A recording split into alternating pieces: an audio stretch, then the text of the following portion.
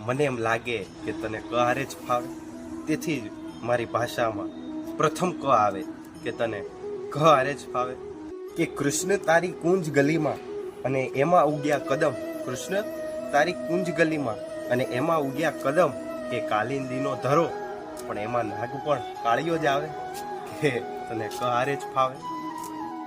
કે કૃષ્ણ તારી સખી અને કોંતેય તારો મિત્ર, કૃષ્ણ તારી સખી અને કોંતેય તારો મિત્ર, ફોઈ કુંતી અને ક્રૂર મામા કંસ, એમાં પણ ક જ આવે કે તને ક હારે જ ફાવે. યુદ્ધ તો ગમે ત્યાં થાય પણ એમાં પણ કુરુક્ષેત્રનો ક, યુદ્ધ તો ગમે ત્યાં થાય પણ એમાં પણ કુરુક્ષેત્રનો ક.